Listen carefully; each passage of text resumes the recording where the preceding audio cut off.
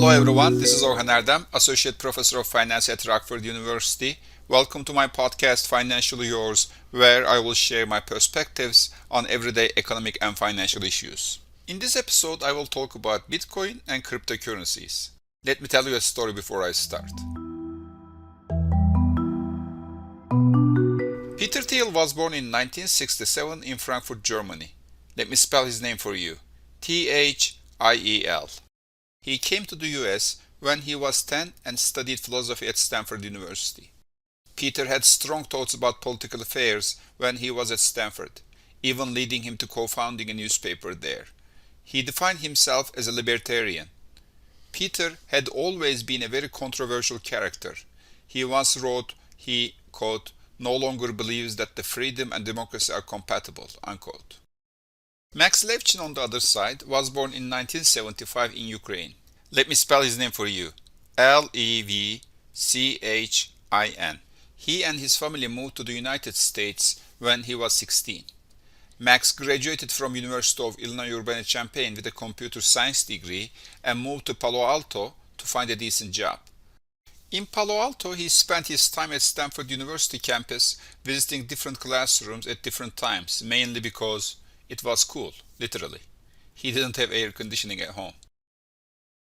One day Max came into a classroom where Peter was giving a talk about currency trading. He was fascinated by it and went ahead and introduced himself to Peter afterward. He mentioned his ideas of an encrypted network which would provide security for online currency trading.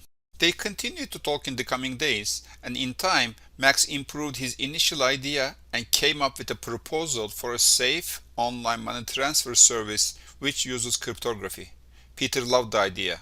He thought that this invention would change the monetary system and the world. Peter and Max co-founded a company in 1998. Equipped and encouraged with his earlier thoughts of freedom, Peter framed his company as a world-changing rather than a money-making business. One day he gathered the employees and gave a long and motivating talk. He had great aspirations. Quote, governments use inflation and sometimes wholesale currency devaluations like we saw in Russia and several Southeast Asian countries last year to take wealth away from their citizens. Most of the ordinary people there never have an opportunity to open an offshore account or to get their hands on more than a few bills of a stable currency like US dollars, unquote. Peter was objecting to government's power to cause inflation. He said their company would be able to change this. Peter was envisioning that if people could have access to their technology, they could convert their local currency to any other one and get rid of the local inflation and devaluation problem. In time, the employees of Peter and Max's company were convinced that they could change the world. They first offered $10 cash to attract new customers, and it worked. They reached 1 million users by March 2000. Many large-scale investors, including Nokia and Deutsche Bank, wanted to be part of this great initiative. The company was so successful that many companies, including eBay, preferred to use its payment system for online transactions. eBay liked their system so much that they gave up their original system and switched to PayPal instead. Peter and Max's company became the industry leader.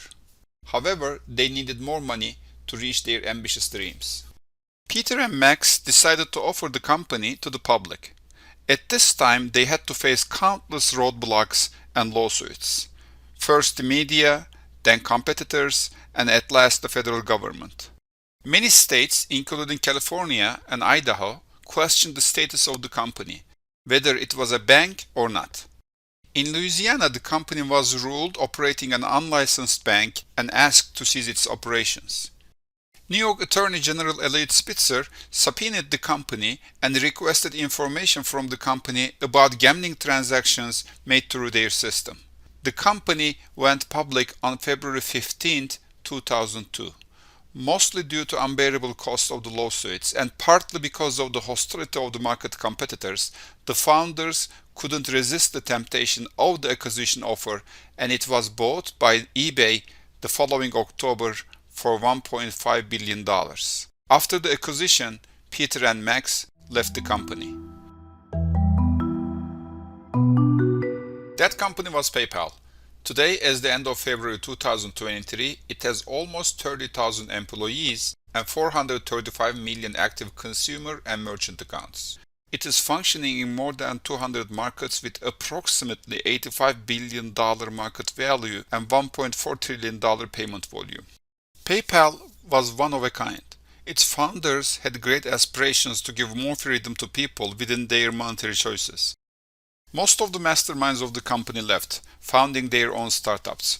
Peter Thiel continued with his hedge fund Clarium Capital. Max Levchin created Slide, a company that offers users to prepare and share digital slides.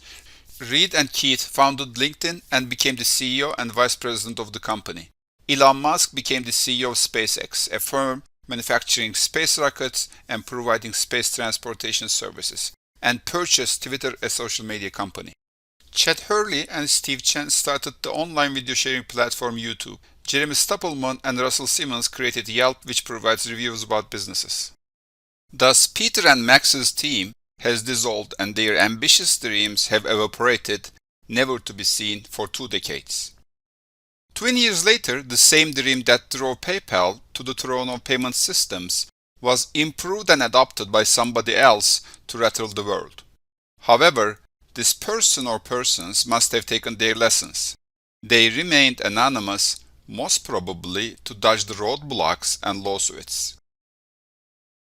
In the fall of 2008, a person, seemingly a software developer, who called himself Satoshi Nakamoto, which probably is a nickname, came up with the idea of a new form of currency which Peter and Max dreamed of but could not successfully create.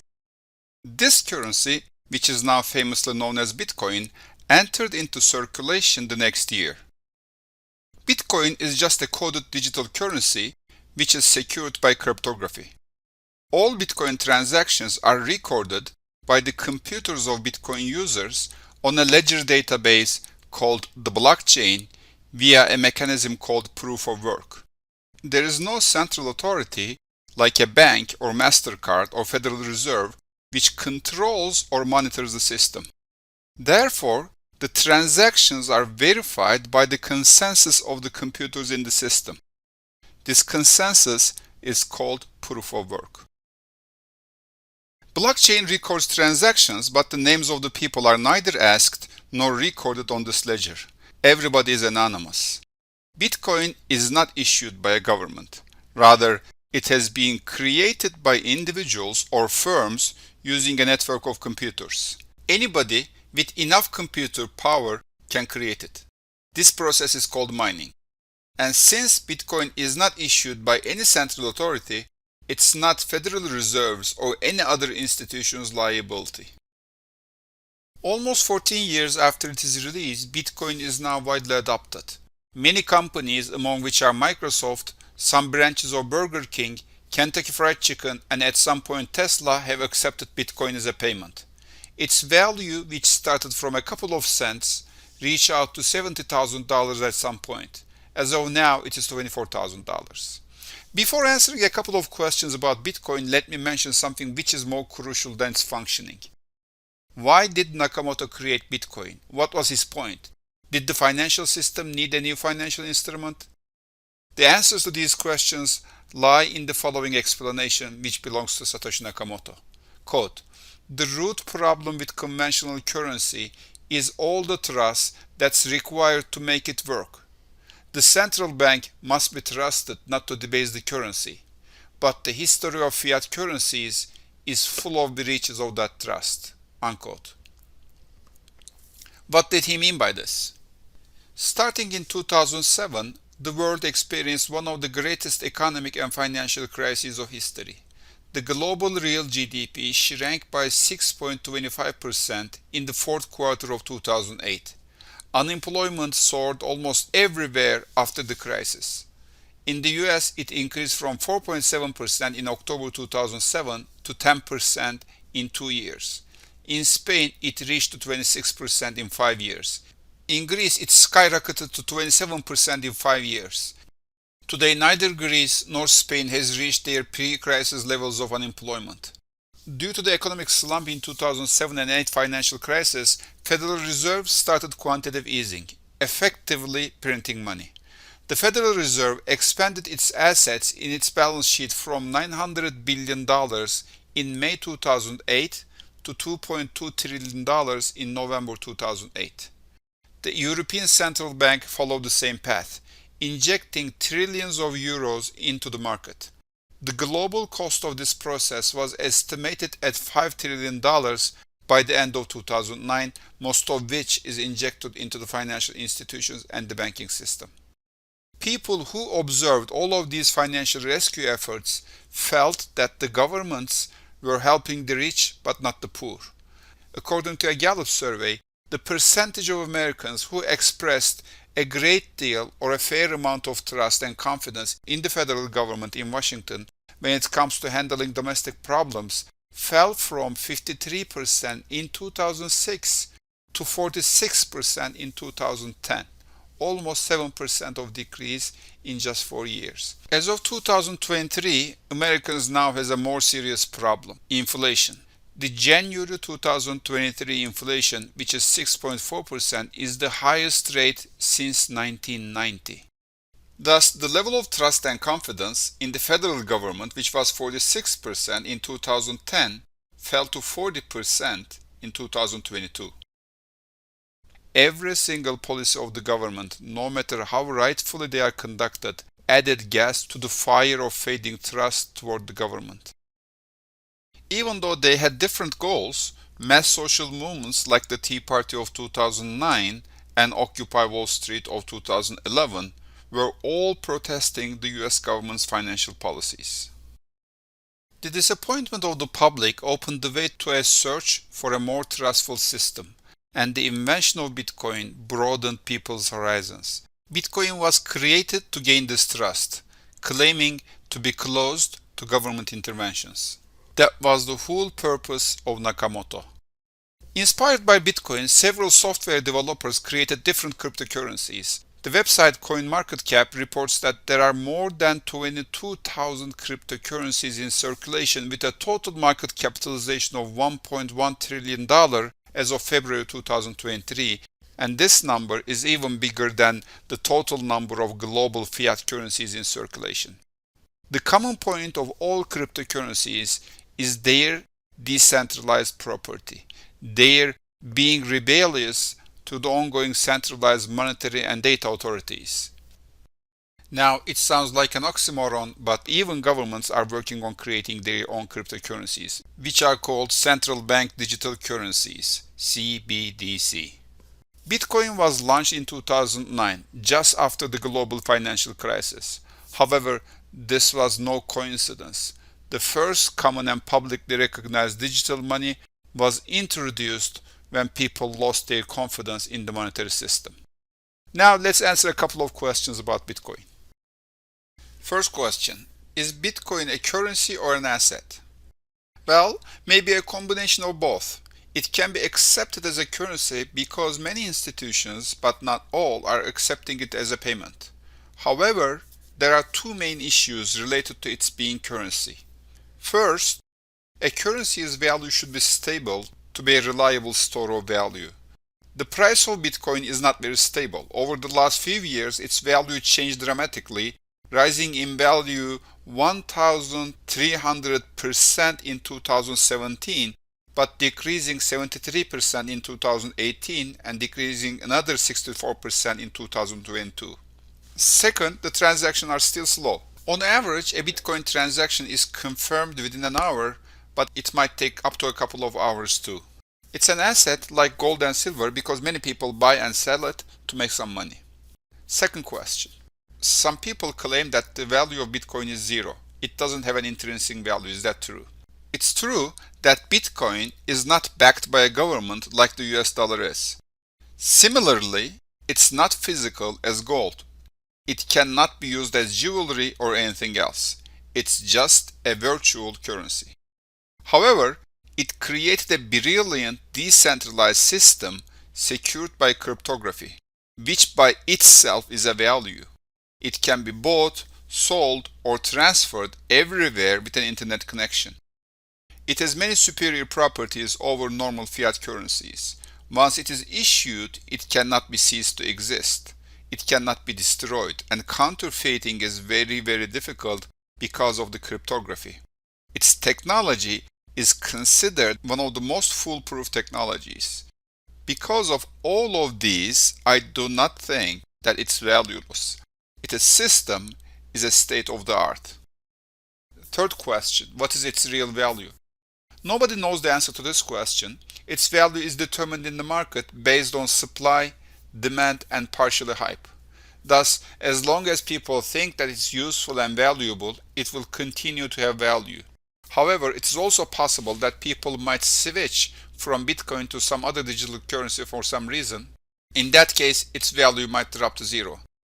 Currently, almost 45% of the total market value of cryptocurrencies belongs to Bitcoin. Fourth question, did Satoshi reach their aim? Satoshi's main goal was to let people control their own money without any government intervention or monitoring. This is still possible through Bitcoin's network, blockchain. However, in the last couple of years, people prefer to use centralized exchanges like Binance or Coinbase, which are totally monitored by the government. From this perspective, it might look as if Satoshi couldn't reach their aim. However, Satoshi was the one who opened the door to cryptocurrencies. After the release of Bitcoin, the world has been racing to come up with the best type of digital money in the broader sense. If one day we use some kind of digital currency, we will mostly owe this to Satoshi. Fifth question, how can we buy or sell Bitcoins? Bitcoin is virtual and therefore bought and sold by publicly available online crypto exchanges, some of which are decentralized and some are centralized. You can find their names just by Googling. Be very careful with their security and fees, as currently the cryptocurrency industry is not as well regulated as the banking industry. There is no fraud protection as we have with conventional banks or credit cards. Last word. We still do not know who Satoshi Nakamoto is. Maybe a person or a group of people. Maybe totally irrelevant. However, why they invented this digital currency was astonishing. Bitcoin may or may not fail, but the idea and the technological revolution behind it will keep sparking similar ideas under different names, which will always get the attention of furious people whose awakening was started by the 2008 crisis. As always, you can reach me via Twitter or email. My Twitter handle is Dr. Orhan Erdem, which is D as in Denmark, R as in Romeo, my first name and my last name. And my email is orhanerdem@gmail.com, which is my first name and my last name @gmail.com. Financially yours.